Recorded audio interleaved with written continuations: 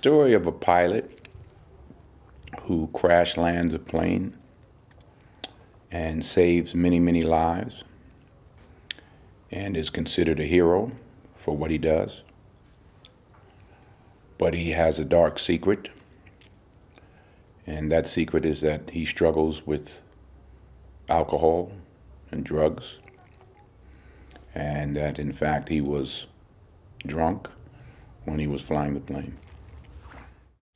And ultimately it's about his punishment and his redemption. It's a story of a man's descent into probably one of the more disturbing places that you can go, and ultimately having to confront himself and confront his own personal truth. Captain Whitaker is a real American hero. This is Hugh Lang. He's an attorney from Chicago. Why do we need a lawyer? You don't remember having your blood drawn the night of the crash? You had alcohol in your system. That could be life in prison.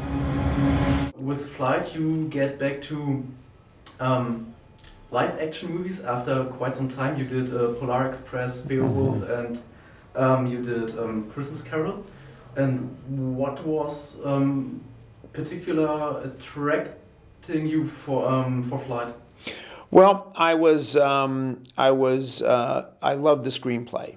I just thought the screenplay was magnificent. I loved the complexity, and I loved the character that Denzel plays, and I loved all the moral ambiguity that was in the screenplay. So it was something that I felt that I must do.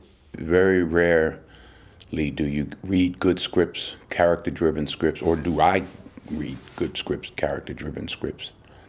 I was surprised that the studio would make a movie like this. They didn't want to give us a lot of money to make it, which was okay, but first and foremost, it was a very good script. This was an act of God. Those God would do this. Our investigators concluded the aircraft failed. The FAA placed 10 pilots in simulators, recreated the events. Every pilot killed everybody on board. You were the only one who could do it.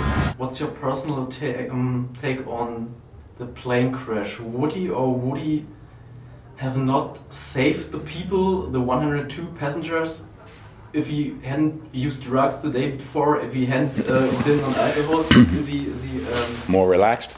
Perhaps more relaxed, yeah. Well, that's what's interesting about it. You know, the lawyer says 10 other pilots tried it, and they all crashed, and the plane killed everybody, you know, in the simulation. So one could argue that his being relaxed is helped, but one could also argue that his being having been drinking, maybe it was a problem he could have recognized before they left. I think that he's like a very much an anti-hero, and you know, my feeling about it is that what I loved about the story or about the character is that he's a hero in a more real human sense and not a hero in a movie sense. The good thing was so much of it was right there on the page. You know, the story was well written. So it was a matter of degrees. How drunk do I want to be in this scene? Or how angry do I want to be in that scene? Or to what degree? But a lot was on this. I mean, obviously there's a lot of preparation, but you know, you can prepare all you want. If you don't have a good screenplay, it's not going to help you as much. Let's get back just to the digital and the real life aspect, and I'd like to know, now shooting real life action or shooting again real life action, how had you to adopt your style of directing?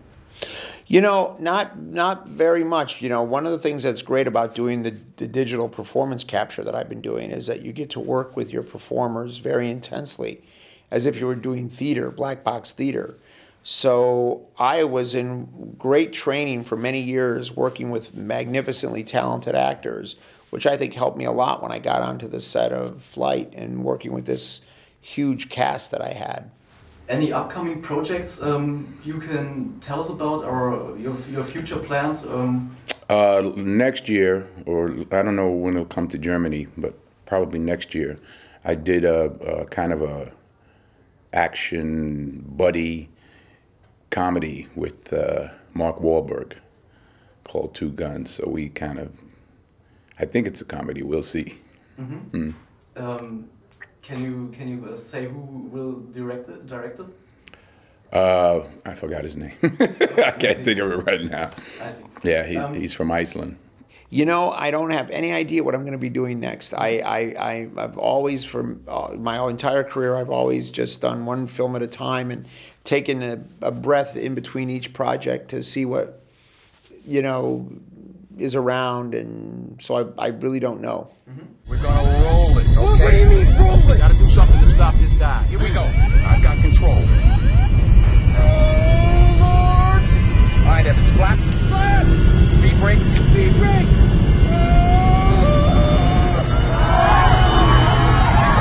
Margaret, power. Gear up. During research for this interview, I've learned you've been a private pilot for quite some time, 6 or 7 years.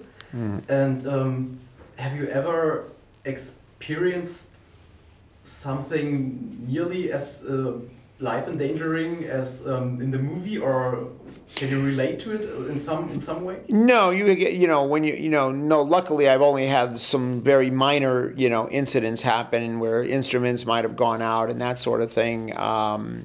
But no, I don't want to. I don't want to experience anything like this in real life. I prefer to watch that in the movies.